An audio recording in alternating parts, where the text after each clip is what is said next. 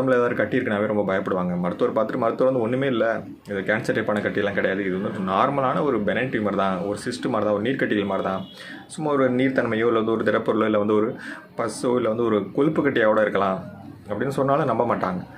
இது ஏதோ ஒரு பிரச்சனை இருக்குது, எனக்கு ஏதோ பயங்கரமாக பாதிச்சிருச்சு அப்படின்னு சொல்லி பயாப்சி எடுத்து பார்ப்பாங்க. பயாப்சியும் நார்மலாக இருக்கனோட அவங்க பயம் போகாது. ஏன்னா கட்டினாவே நிறைய பேருக்கு ஒரு பயம் வந்துருச்சு, புற்றுநோய் கட்டியில் தான் இருக்கும் அப்படிங்கிற மாதிரி பயம் வந்துருச்சு.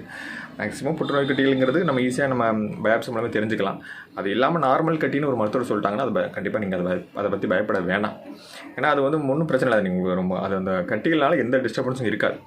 அதனால் உங்களுக்கு ஏதாவது வலி கொடுக்குது, இல்லை ஏதாவது ஒரு தண்டுவடத்தில் ஏதாவது இருக்கும்போது ஒரு டிஸ்டர்ப் கொடுக்குது, இல்லை நீர்க்கட்டிகள் அதாவது பிசிஓடின்னு சொல்லுவாங்களா அந்த மாதிரி நீர்க்கட்டிகள் இருக்குது, இல்லை நம்ம யூரின் போகிற இடத்துல ஏதாவது கட்டி இருக்குது, இல்லை நிறைய லேடிஸ்க்கெலாம் பார்த்தீங்கன்னா பார்த்தோலின் சிஸ்ட்னு சொல்லுவாங்க, அந்த மாதிரி சிஸ்ட் இருந்தால் உங்களுக்கு ஏதாவது டிஸ்டர்பாக இருக்குது, இல்லை நிறைய ஸ்க்ரோட்டத்தில் சில பேருக்கு சிஸ்ட் இருக்கும், அதேமாதிரி கேங்க்லைன் சிஸ்ட்னு சொல்லி இந்த மூட்டுக்கிட்ட இருக்கும் மாதிரியான சில கட்டிகள், அதேமாதிரி தலையை சுற்றி நிறைய கட்டிகள் இருக்கும், அதேமாதிரி thyroid cyst, liver cyst, pancreatitis cyst, கிட்னியில் இருக்கக்கூடிய சிஸ்ட்டு, இதெல்லாம் வந்து நமக்கு வந்து டிஸ்டர்ப் இல்லாமல் இருக்குது அப்படின்னா ஒன்றும் பிரச்சனை இல்லை. அதாவது ஆனால் டிஸ்டர்ப் பண்ணுது, ஏதாவது வலி கொடுக்குது, ஏதாவது அதனால ஏதாவது டிஸ்டர்ப் ஆகுது அப்படின்னா கண்டிப்பாக நீங்கள் அறுவை சிகிச்சை செஞ்சுக்கலாம். இல்லை அப்படி இல்லைனா ஹோமியோபதி மெடிசன்ஸ் இந்த மாதிரியான சிஸ்டங்கள் நல்லாவே ஹெல்ப் பண்ணுது.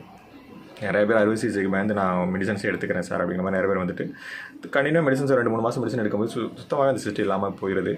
நிறையா இந்த மாதிரியான விஷயங்கள் திரும்ப வராமல் தடுக்கிறதுக்கு நிறைய ஜங்க் ஃபுட் அவாய்ட் பண்ணுங்கள். நிறைய ஆன்டி இன்ஃப்ளமேட்டரி உணவுகள் நிறைய போட்டிருக்கேன், நிறைய ஆன்டி ஆக்சிடென்ட் உணவுகள் நிறைய எடுத்துக்க, நிறைய வாக்கிங் ஸ்டைல் லைஃப் ஸ்டைலே நிறைய மாற்றிக்கிறது நல்லது.